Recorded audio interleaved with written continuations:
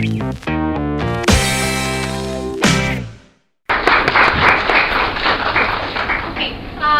if any of you Googled me before, you will realize there are two Nivedita minutes. I'm the one with the edge. There's another one at JNU. She is actually one of my idols.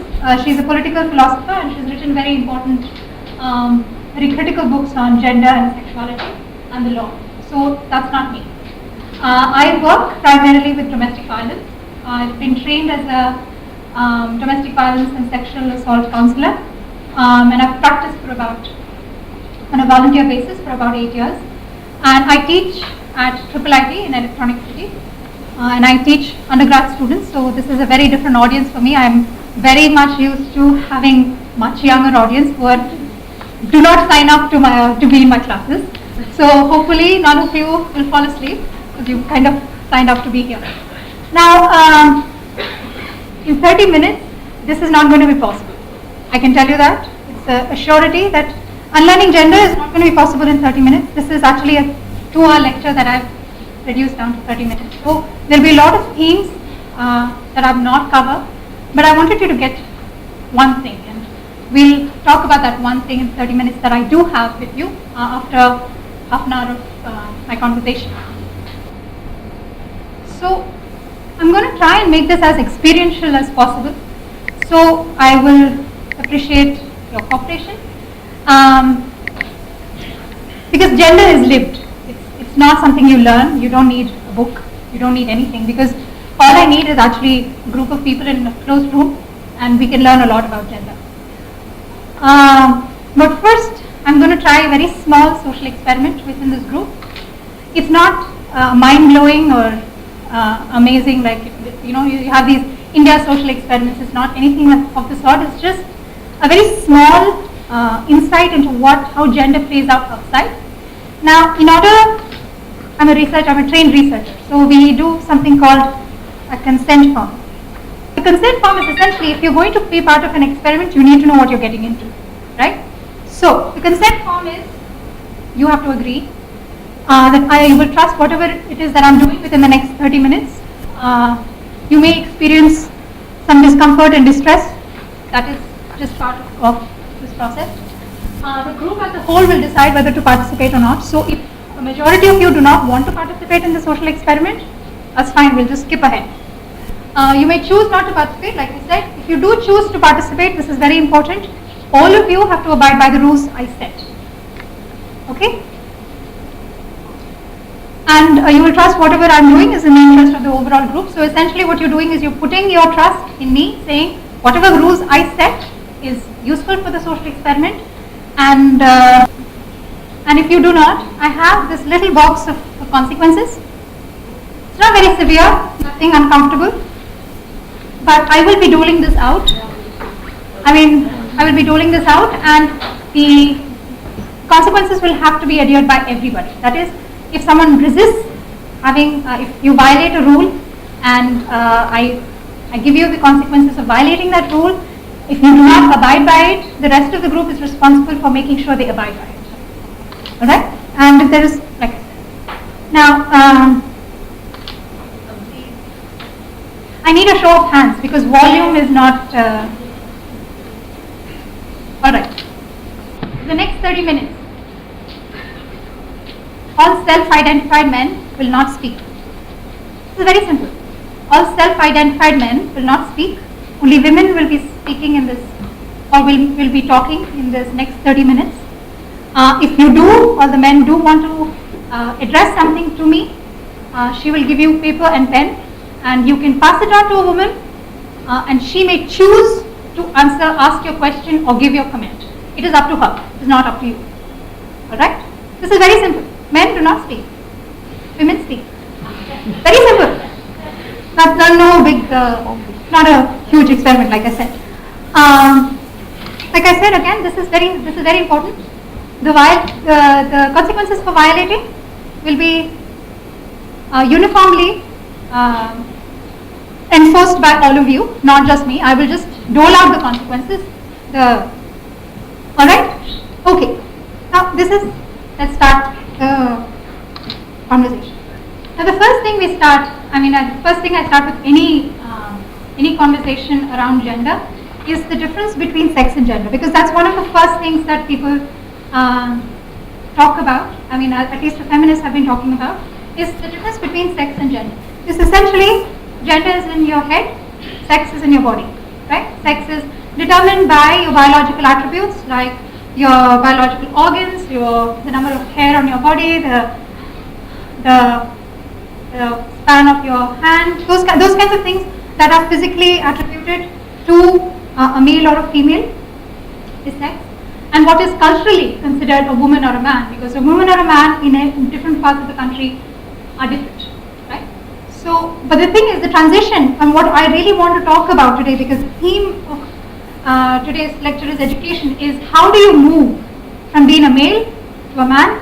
How do you move from being a female to a woman? Because one of the things that I do want to talk about is that transition is not as smooth as you think it is. Alright? Okay. Now I want you to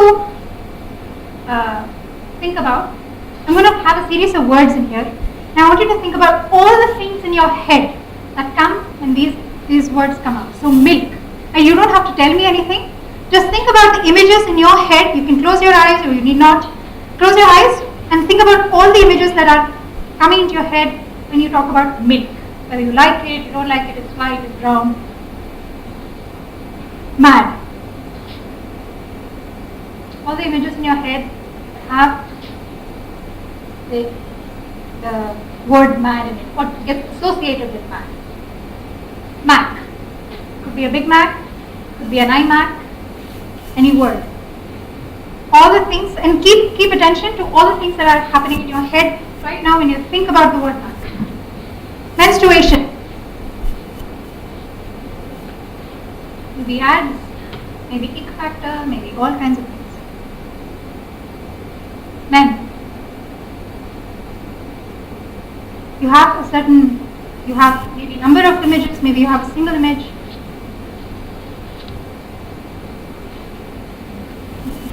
Which is the man? I'm asking the question actually. Which is the man? How can you tell? Yes. So when you look at this, it's actually kind of easy, and people are very quick to figure out how we think about what we think is a manly attribute, or who we think are men. Because technically we don't know, but we have an immediate association, and it's there for everybody, even if we don't want to think it. There is an immediate association with one body being a man and one being another. This is actually a collection of all the faces that are actually technically coded as men. So you have a sense of all of these. When we think about men, we think about these men, right? in general. Or we think about this.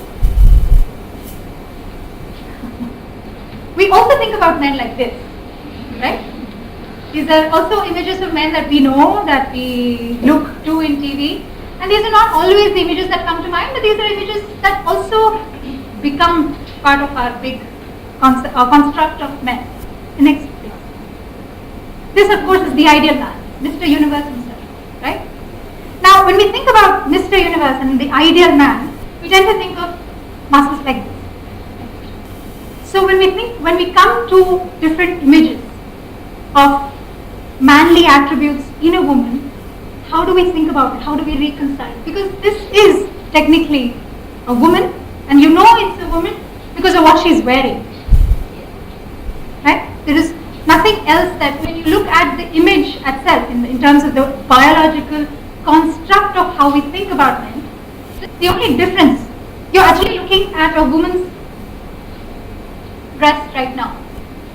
But you do not identify that as a woman's dress because it is not given to you, it is not shaped in a way that for you is considered a biological woman. But she is a woman because you can clearly see there is an absence of penis, there is an absence of certain other biological traits. And the reason why you can clearly see she is a woman is because she has the upward physical attributes of, she's wearing a short dress, she has longer hair, But technically, you can't tell by physical attribute whether there is a man or a woman, except of course if it is obviously if you're naked you can. So is this a man or a woman? These two images. So essentially what all of this is coming up to is the thing in your head when I talked about mad, milk, men, is this grand narrative of what you think a man should be, a man is, or how a man should be. So for example, when we talk about sex and gender, right, we assume a man will have the normal attributes of a man, which is a hairy leg, a physical form that looks like a man, broad shoulder, thick muscles, good thigh muscles. But what really, but how do you know that? Okay, let me ask you that question. How do you know that? How do you know a man is supposed to be all of these things? Who has told you? Society is a huge word, it's like culture. Family, TV, right? So you have it around you. You also, you have it in you because it's inside your head. I didn't ask you to ask how a man looks to your neighbor, right?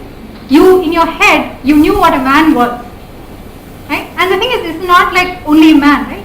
You think about a woman, it's the same thing. Essentially, all of these things in your head are the products of a grand narrative about men that you have been exposed to. Now, these could have many different influences, and they all allow you to build on it, right? So when you come across something that doesn't quite work, that is when you start to feel uncomfortable. That's when you start to think, I don't know if this is a man or a woman, and why is that uncomfortable? Because it doesn't fit in the grand narrative of men. Like for example, if you come across milk that is green, it doesn't fit. Grand narratives, and it's actually very difficult to figure out what grand narratives are because it is not something that's given to you in bulk. It is reinforced, and at the same time you reinforce them. I'm dressed clearly as a woman. You're all dressed clearly as men and women, right? You're not dressed ambiguously at all. I mean, some of you might want to, but it's very clear that those kinds of, so you are reinforcing them as well as you're living them, as well as you're believing them. So the grand narrative is sort of practice, it is belief, and it comes to us with stories. It's about who a good man is, who a good woman is. Next please. There are rule books, what a good man isn't, what a good man won't do. You have all of these rules also set up with respect to anything. A milk should not be green. It should not have certain kinds of things growing in it. Next please. They have myths in them. I won't say grand narrative does not have any truth. For example, men are hairier. There is absolute truth in it. Men are hairier in terms of biology.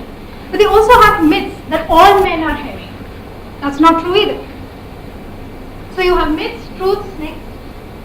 Theories and philosophies. So a lot of people about what men can do in terms of their capabilities. And I'm saying men also because, well, one of the conversations I want to have is about masculinity. But this is also true for any grand narrative of anything. So think sexuality as well. You have theories and philosophies, you have truths and facts and myths and truths. And these are all given to us by history. It is also given to us by knowledge. So I don't want you to think about grand narrative as something that just comes up out of myth. It is not something that is not real. It is very much real. And it comes a little bit from knowledge. But what kind of knowledge is really what we're talking about? Also comes from various kinds of possibilities. Next. This is actually very important. The grand narrative works, and the way that it works to create a social contract or a society is because it includes and excludes simultaneously. Now this is actually very hard to think about. How can it include and exclude at the same time? What it does is that it includes certain people by excluding others. So think about the evolution of geek boys. 30 years ago, geeks were the quintessential non-heroes of movies. Now we've embraced them with the Big Bang Theory. We've embraced geek boys. They're not manly men at all. Like think about the evolution of Conan the Barbarian figure. Who wants to be that anymore? So when you're including certain kinds of deep boys, you're also excluding certain kinds of other men. For example, pot-bellied men. We have not included them as ideal men at all so far. But there is no way in which we don't know. Maybe we will. One of the biggest ways in which we exclude and include is sexuality. 30 years ago, 50 years ago, even 10 years ago, we would not talk about homosexuality in an open format at all. And with the word queer, for example, was only a derogatory word. Nowadays, the word slut, for example, is being trying to be reappropriated. So the way that this exclusionary and inclusionary works is that as we evolve to include more groups, we also tend to exclude other groups.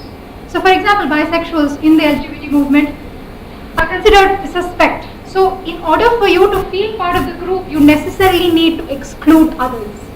So grand narrative is constantly about creating these tensions. And a lot of a grand narrative works on is your individual knowledge and experience.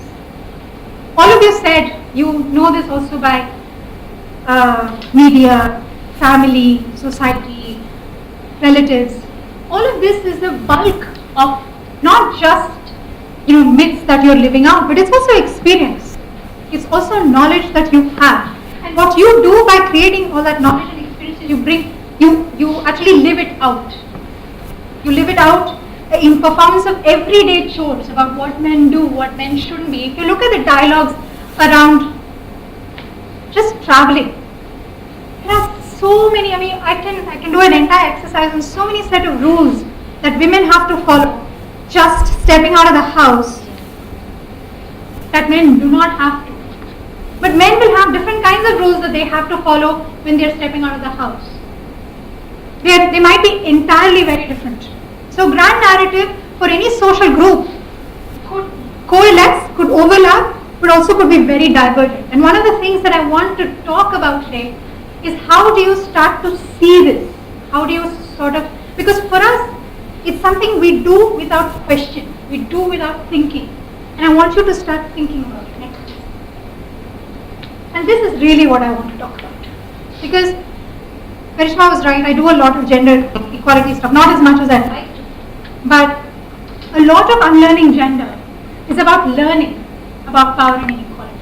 It is about taking responsibility, it is about understanding how power and inequality works and it gets experienced and is lived through power and inequality. So this is really what I want to talk about. Next. I'm glad somebody brought up media, because that's one of the primary ways in which any grand narrative of gender. So let's move away from grand narratives of men and move to grand narratives of gender. Now because you need to know what grand narratives of gender are before you unlearn anything. This is actually, if you just Google sexist images or body representations of women, you'll come up with these images. It's not hard to find. And what this is a careful construction of what an ideal type of a woman is. Now, it has nothing to do with reality. It really has nothing to do with reality, because you can see the stark contrast. And the difference is also with respect to gender. So if you look at women's, this has been studied and lots of dissertations and careers are made out of this, is looking at men's and women's bodies in media. Women's bodies are always on display. Both of them are singles. One has to be naked in order to sell magazines, the other doesn't. And it is not big rocket science to know which one is what. Second place. This happens also with respect to the kinds of the images that we get. Now, the person on the left hand side is the actual photograph. And when she becomes into a cartoon format for the consumption of children, she becomes a very different figure. And this reinforces and this kind of there is no concept of reality in these images. They are very, very far different. But we're very used to seeing this. Next, please. This is an actual image. This is a lot of images like this. Now, this woman is an actual golfer. She's a professional golfer. But all that she can do to elicit or what magazines feel that she'll be only interesting if she displays her breasts in that particular fashion. Now, these images we are so used to seeing that when we come to this, you can see the contrast. Like, there were no giggles when we talked about, the golfer. This seems absurd. But these, you look at the image, the position of the image, these are these are typical poses that women often do. Often in all women's magazines, this goes unquestioned if it is a woman. And it is only in the disjuncture of why is this funny and the other not? Because equally, sticking your butt out is not appealing, at least to me. It's funny. It is funny, and I'm glad the comedians are doing that because it is funny. But when you see a woman doing it, you don't bat an eyelid. And it is because we are so used to seeing reinforcing images. Next please. Okay, now this is not just in terms of what reality is. Like, for example, I was talking about the figure when you have when I talk about knowledge and experience, what comes to us with respect to certain kinds of knowledge is actually very suspect. Because a grand narrative, like I said, is exclusionary inclusion. It includes certain kinds of facts, but it excludes certain other kinds of facts because it requires to be consistent. It requires in your head to say this is a linear narrative, so then there are no disjunctures. So, for example, how many of you know which country gave women the right to vote? First, and it will be a bonus if you can tell me the year. Any idea? Why didn't you know this? It's a very simple quiz fact, and I know a few quizzers there. Do you know who gave it next? Next 5 countries to give? This is not something you know. This is not something that you think is important to know. Fair enough. The one, by the way, is only for white people, not Aborigines. Does anyone know when India gave women the right to vote? Don't you think that's a little weird for you not to know? 1950, when we became a republic. That's when we got the right to vote, because even though England gave its women the right to vote and we were officially subjects of England, we were black. So we were not given the right to vote. Alright. Now this seems very simple. Not very, who knows, who needs to know when women were given the right to vote? It's 50 years old, it's actually going to be 100 years old. Kya farak padta hai? Alright. I can do this quiz, there's a small quiz right now. I can do this quiz in any field, but I'm doing it only in terms of science and technology. I'm sorry for those of you who don't, this is subject area knowledge. Who's this? Ada Lovelace. Yeah. Okay, who is Ada Lovelace? Yes, next. She's the creator of the first mathematical algorithm for the first computer. Did anyone know this? No, not Marie Curie. I have not included Marie Curie. Everybody knows Marie Curie. She discovered that the universe was primarily made of hydrogen, which is a pretty important scientific fact, don't you think? It should be included in your science books, don't you think? It's not there. Next. This person. Something you use all the time. Didn't know that, did you? Next. Just fascinating ladies. Anyone? Venture a guess?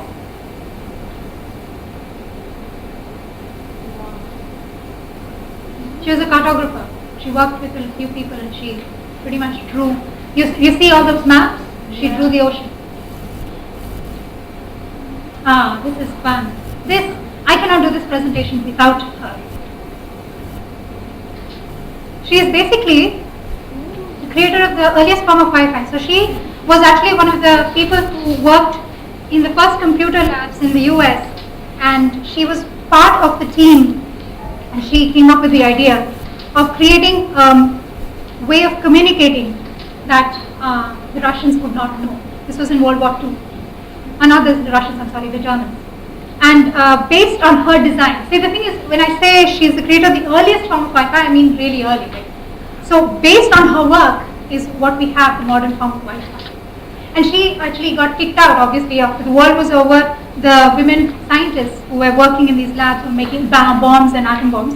They were all systematically taken out of their jobs because the men needed them. And so she became a very popular movie actress. She decided, all right, you don't want me here, I'll be successful elsewhere. I'll go through this. Something you use every day. This is a very typically, if you are astrology fans, you'll realize this is actually a problem that she was the first to detect, and a lot of Einstein's work is based on her work. Yeah, this I just ordered. You know the modern false teeth? This woman was Tabitha Babbitt, was amazing. She was an inventor, she had small kids, and she was living in a small farm in the middle of nowhere in America. And she, basically started doing lots of mechanical things. So she's built a lot of things, but of course, no patents during that time, so she did the circular saw, which she still used right now, false teeth, all kinds of mechanical things that are used for farming. Everyone knows this, I'm assuming? Alright, this one I will not give the answer. Her name is Grace Hopper. I think you can find that out for yourselves. And she's actually very critical in modern computing. So the next thing, so essentially what I want to illustrate with this experiment is how much you do not know about actual history. Because when we talk about facts, when we talk about actuality and reality, certain kinds of things have systematically been hidden from you. It is not, if it was without, it was kind of sad, it's only one sweet that got distributed. But there are certain ways in which knowledge gets produced and knowledge gets given to you. For example, all of these things could have easily been given to you in science books, along with who Isaac Newton was, who Einstein was, who any of those people were, because these are all very important inventions as well. But one of this is intentional and one of it is not, right? So for example, in all of these women, they discovered something and went to credit. Because no one thought women could think up such things. And no one thought women should be given credit because they can't think that well. So I usually use this lecture in my IT classes because a lot of the time, the conception we have of science and IT, of anything, is that women's roles have been very limited. But they're not limited. They just are not there for you to see. And some of it is intentional, some of it is not. And so what I want to really bring about, and this is going towards a large theme, is that when we talk about the transition between male and female and male to man, male to man and female to woman, we assume it's a very seamless process, that it happens very naturally. And I think whenever you think about how things are natural and how things are, how it's supposed to be, I think you have to be deeply suspicious. Because the process of becoming a woman or becoming a man is actually very wrought with lots of tensions. And it is systematically built for you, and not a lot of people can get from that. It's not a very easy transaction. And she's one of the most important, she's in the feminist writers who actually first articulated this process. Now I want to talk about Margaret Mead and Ruth Benedict, primarily because I want to illustrate one of the things that we always talk about with respect to men and women and how we are biologically driven. Now, Margaret Mead was one of the first cultural anthropologists who went to tribal communities, Aborigines communities in Papua New Guinea. And what she did was, she was one of the first women anthropologists, so what she did is she talked to the women. And what she found is that the kinds of conversations that she had with women and the kinds of social rules that she found out about this Aboriginal community was very vastly different than what has been documented. Because the history of biology comes to us with saying men as hunter-gatherers, men as hunters, women as gatherers, they stay at home, they go fight. Now, A large part of that is true, but a large part of that is not true. So what she found in these communities is that men were the primary caregivers. Women were very vindictive, they would fight. It's not as if men were not going out there and hunting, but a lot of social power rested with women. Women were not maternal, they did not take care. Once they gave birth to the baby, they basically passed it on to the men, and there were a lot of men caregivers. And one of the first times that we actually talked about how social rules, social convention trumps biology is by Ruth Benedict and Margaret Mead. And so when we talk about how science provides proof to social conventions, you have to be again very deeply suspicious, because who was asking that question? Because for the first time a woman was asking women about what is happening in the damn village. And she got very different answers. Now there is another story about how the women were playing tricks on her, and that was not really how it was. But the point of the story is that when you start to dig deep into what gets constructed as knowledge, and it comes from science, you have to also ask the question, who is producing it, and what is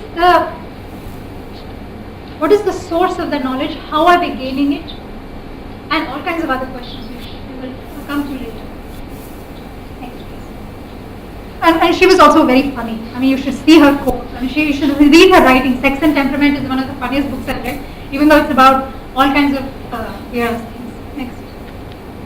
So essentially what I'm coming to is this. When you act when you think you're acting as men and women, you're not actually coming to, for example, a person who comes from Africa will have very different ideas about what a good man is than a person coming from Indonesia, India, anywhere else. And we think of this as a cultural difference. Technically, yes, it is a cultural difference because the social construct around that culture is very different. So while they might be all a series of conversations around who a man is and what he wears, you can also look at time, right? Louis XIV. Does anyone remember what Louis XIV wore? Right? They wore skirts. They had heavy makeup. They had long hair. When I told you to think about men, none of you thought of Louis XIV. He was one of the greatest kings in France, right? Built up palatial. No one thought that's an ideal man, because the way that men are being constructed now is extremely different from how the men were constructed then. And one of the biggest things that I can say about color, pink and blue. Pink is now it's currently associated with women. It was associated with men before. Why? Why was it associated with men before? Because red was the color of virility. And anything related to red was considered very manly. Blue was associated with women. Why? Clothes. Women were considered to be demure and placid and calm. Now the thing is, if I change those attributes and say blue is for men and pink is for women, you can come up with different ways in which that works as well. So what I'm saying is, these things are not innate. They've been culturally constructed. This is the classic difference. Alright. I like George Bernard Shaw, so I'll just cover this. I think he is fabulous. Alright, next please. This is my personal belief, and I think a lot of the world is starting, or either I'm trying to get onto the world or the world is trying to start to agree with me, is that a person is not necessarily a bunch of attributes decided by their sex or gender. That if they want to be dashing and handsome and compassionate and strong and passionate and logical and sensitive and bold and free and loving, and all of those are either male or female attributes, because a lot of, if I had more time, I would have actually asked you to write down female and male attributes, and a bunch of this would have been neatly segregated. Because a man is compassionate only if he's Gandhi. He can be compassionate in very limited circumstances, but sensitive men, for example, we haven't figured out how to include them in yet, but we will. Next please. Close your eyes. Think about any man you know. Any man. Okay, picture him. Clearly, yes? Okay. He is wearing a pink skirt. Short pink skirt. Anyone find that funny? Alright, open your eyes. The thing is, a lot of the time when we...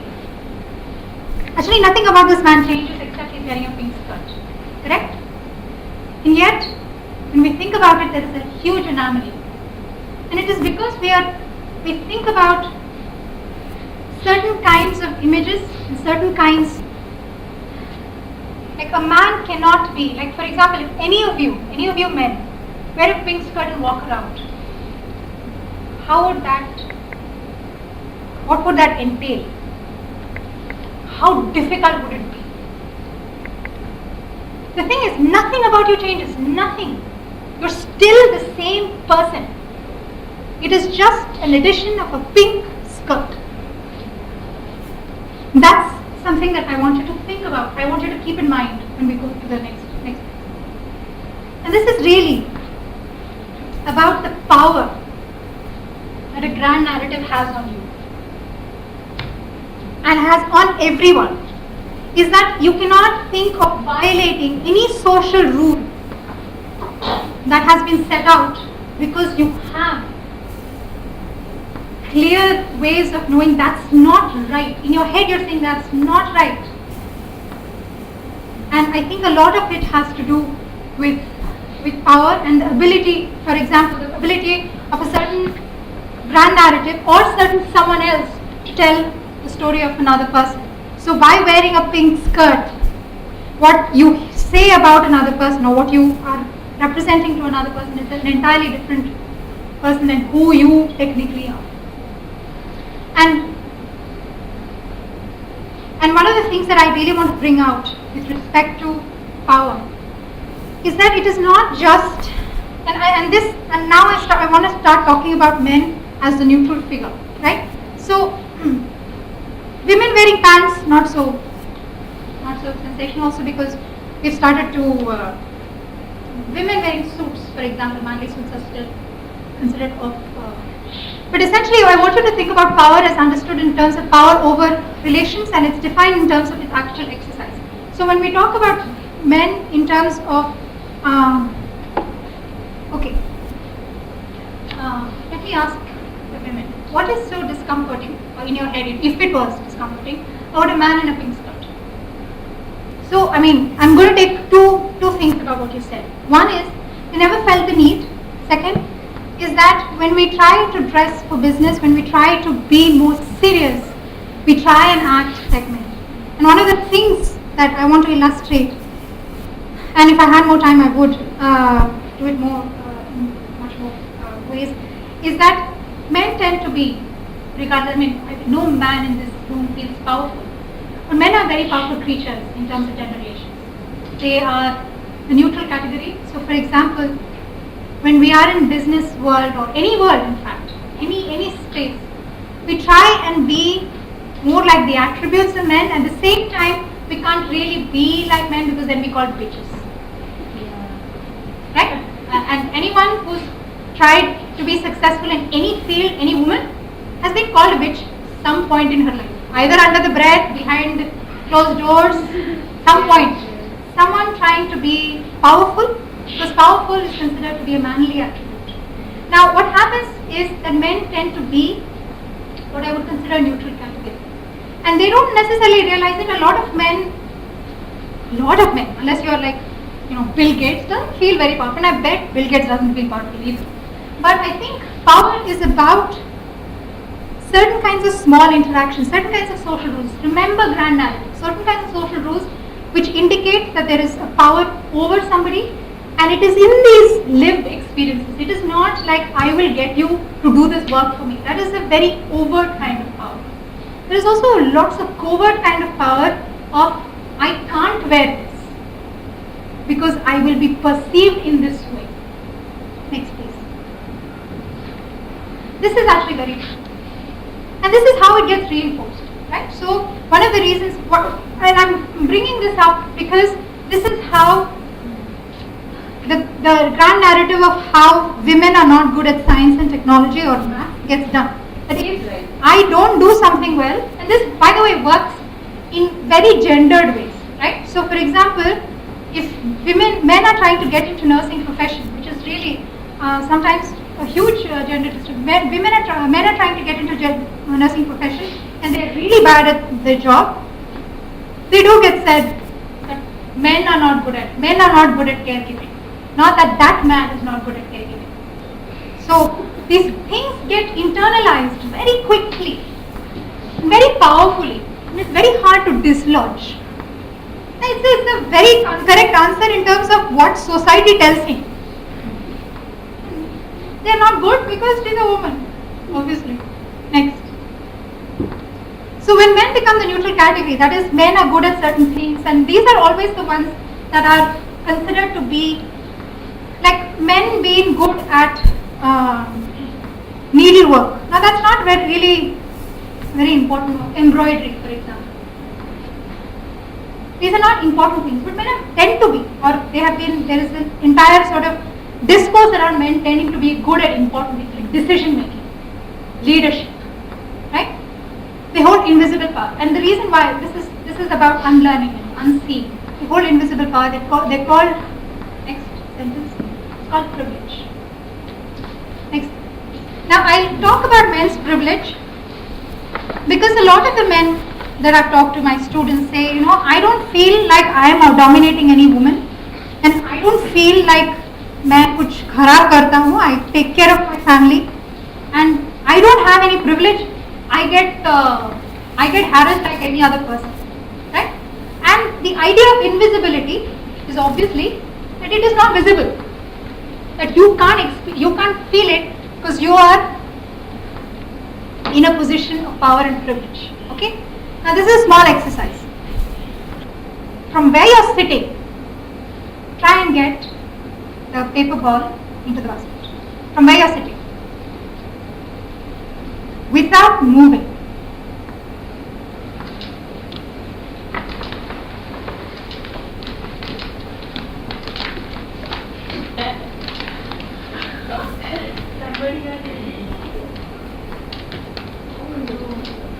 Alright, 2 people got it. Do you know who? Somebody.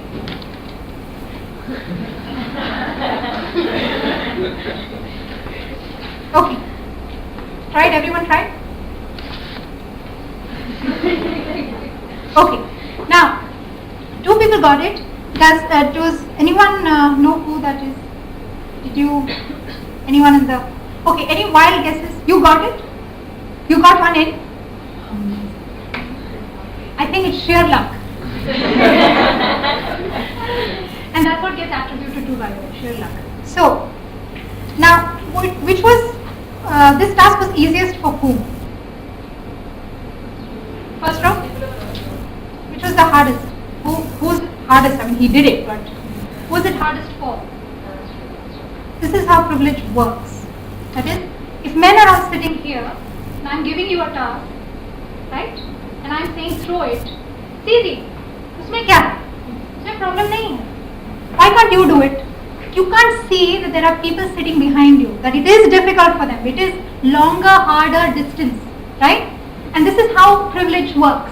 That is, if you are you have been systematically set up to fail. I'm systematically avoiding the first rows. Technically, what I should do is have you in a circle and say, okay, fine, equidistant from a circle and say, okay, now I can say ability, right? Because whoever can do it has a proper hand-eye coordination. But you're systematically set up to fail. And you're all placed very differently. So depending on sheer luck, sheer chance, right? You didn't know this task was happening. So you sat yourselves. If you knew the task before, you would have sat yourself here. But technically, the advantage is given to you is sheer chance. It's how you're born. I mean, I'm saying now, I'm taking the analogy to sex and gender and religion and caste and class. Who you're born into is sheer chance. But what gets awarded to you by society is not really determined by you, rules set by someone else, and you're systematically set up to not get into or to get into. And the thing is, you can't do anything about it. The rules are set by someone else. I can't blame him saying you sat there, so it's your fault. He can say, okay, I didn't really choose to sit here. I didn't choose to be a man. I didn't choose to be a Brahmin. I didn't choose to be an upper class person. But the system is rewarding you regardless. And this is how privilege works. This is how invisibility of power works. But this is really what I mean when I say a grand narrative works to create inclusions and exclusions. So if you don't have to think about it, this is really the easiest way to figure out privilege. If you don't have to think about it, it is a privilege. Men do not have to think about going out at 9 in the night to just get curds from the local store.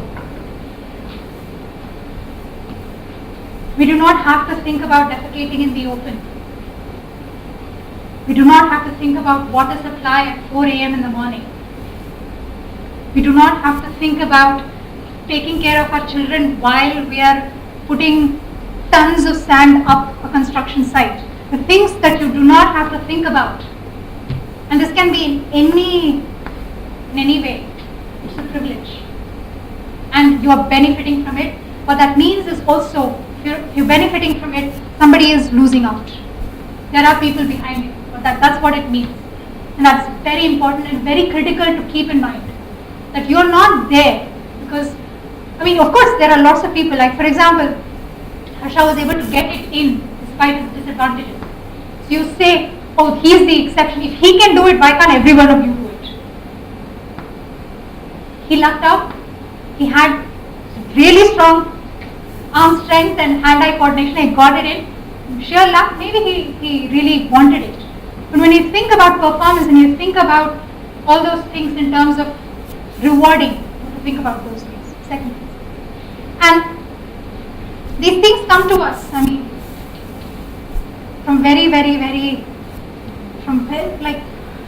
it's reinforced constantly. Next, please. You have these are like for 2-year-olds and 3-year-olds. Apparently, you cannot have butterfly in a boy's frock. You cannot have hair. I don't know why hair is somehow women. Given men have a lot more of it. Then there is cooking. Cooking apparently no men will ever talk about. It seems to me very confining. And it happens also with respect to reinforcing not just of men, or not just of women, but also man. Be a man. What does that mean? Does anyone ask what does that mean? What is be a man? And you can't whine apparently. And a lot of this, like for example, I'll rush through this because I don't have a lot of time.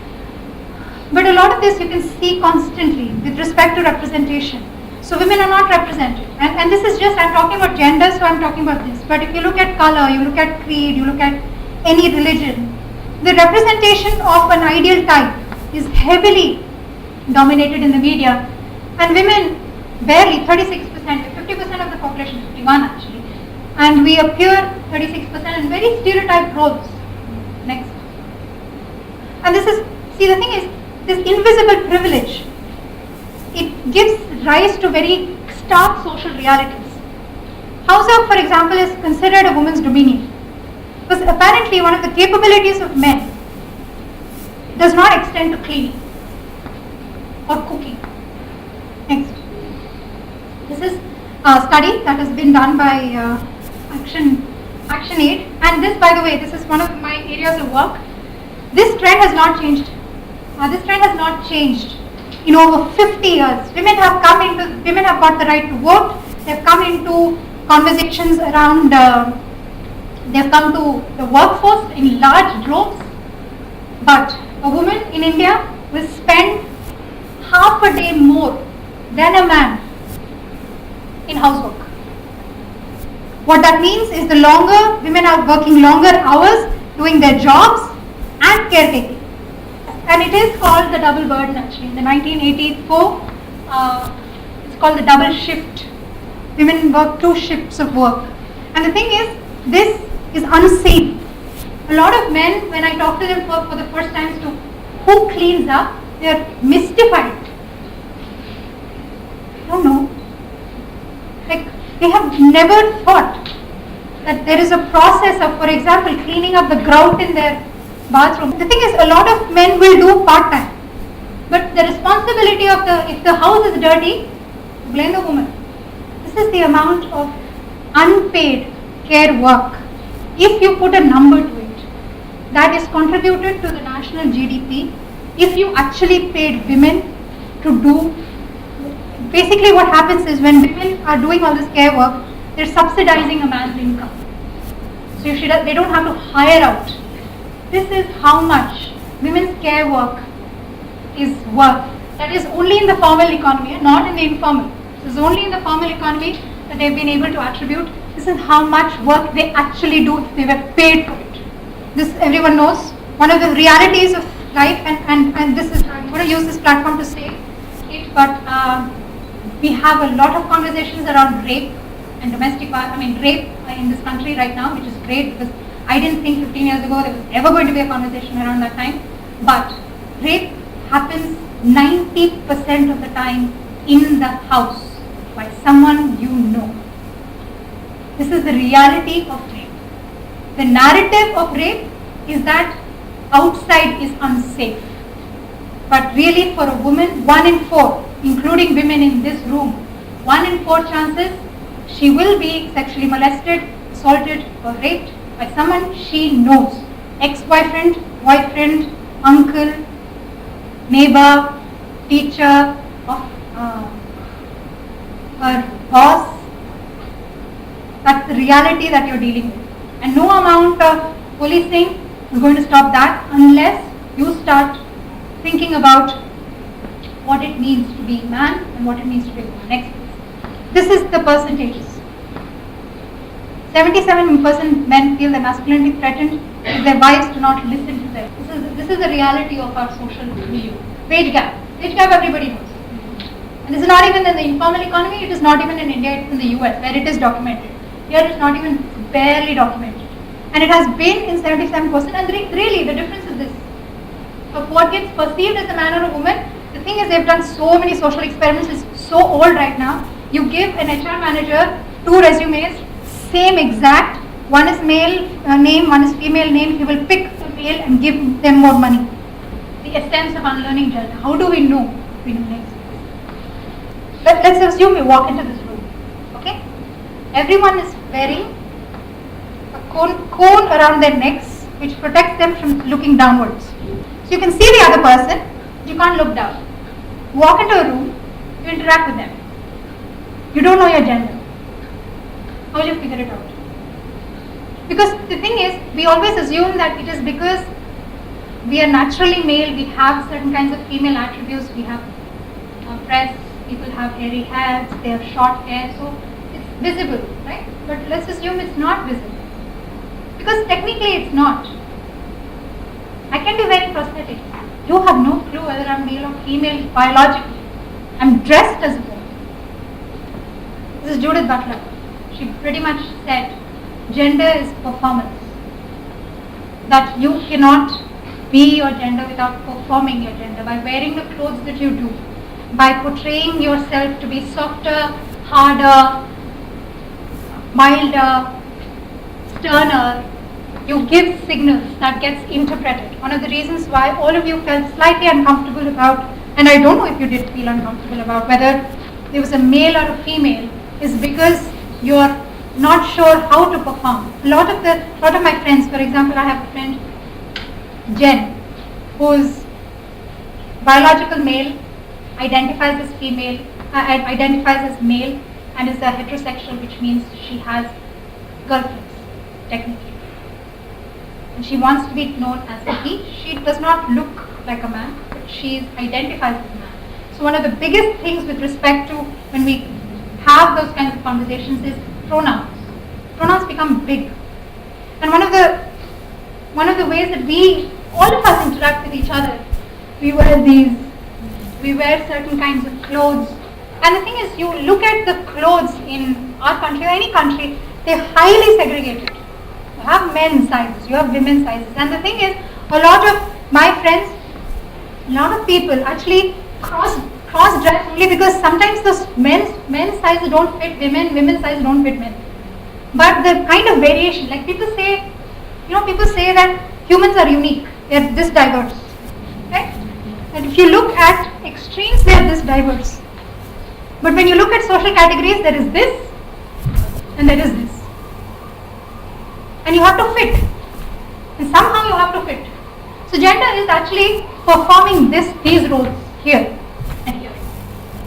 You cannot, if you establish a little bit, you will get garlanded. Even the kinds of things that we think about in terms of sex being a biological attribute, it's socially constructed. Because you have 1% of the population which is intersexed. You have X, you know about XY and XX, but you don't know about XO, XXY, XYY, because those do exist. You do have intersexed individuals who exhibit outward signs of masculinity but have wombs in them. That variation exists, but you don't see it because the grand narrative does not allow you to see it. It's my friend Ami actually, the tattoo artist. And these are for me, trans bodies, that is transgendered bodies, are one of the greatest ways of understanding gender relations and how do you unlearn them. Because they are exhibiting, so when we're here and we're here, they start exploring the different ways in which gender can get played out. So they don't identify necessarily, transgendered individuals don't necessarily identify as male or female because they say, these things are too restrictive, I'm putting in a box, I'm not that box. So they perform different kinds of gender. They reject the kinds of binaries that we set up.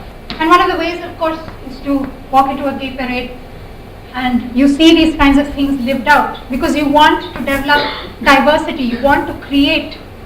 When we talk about diversity, we never talk about diversity like this in looking at different sexual forms and different gender forms. So a man is not this. Look at his arm muscles, really. Right? This technically can only happen in a gender performance in a very specific way. And then when we talk about, and this is something that I often think about, if men and women are given all the freedom in the world, why would you only choose this and this? Why would you not choose this? Why would you not be everything? Like people say, oh, free to be whoever you want. Not really. Free to be here, little maybe variation of here and variation of here. Not really that free. And I think this is right. That I think it is impossible to wear something, to wear an identity without actually becoming it as well. Because that's how it works. You are a certain kind of person, so you become that person. And you're absolutely right. You might come into the room with something, right, as yourself. And then based on what the group thinks, you will just move into a nice little slot. And you sit there, then you become that person. It's not concerning you, it doesn't really affect you in any way, because so far, I don't think any of you thought that these clothes are somehow restrictive. A lot of people do though. A lot of people, transgenders do, they feel like they don't fit their own bodies. They don't feel in their own skin because the outward appearance of how they inhabit is not what they feel inside.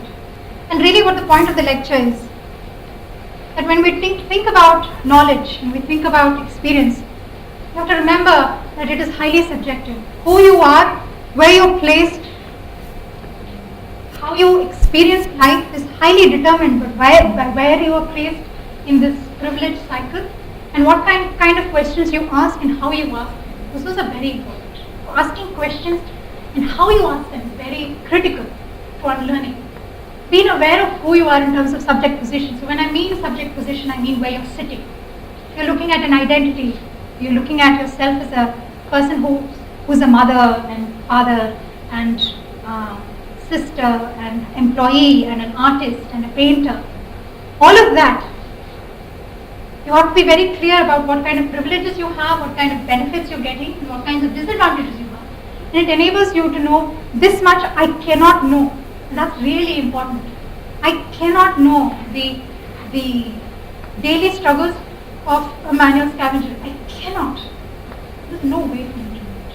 And it's important to know. So then I'm not creating policies for that person whose experience I cannot embody.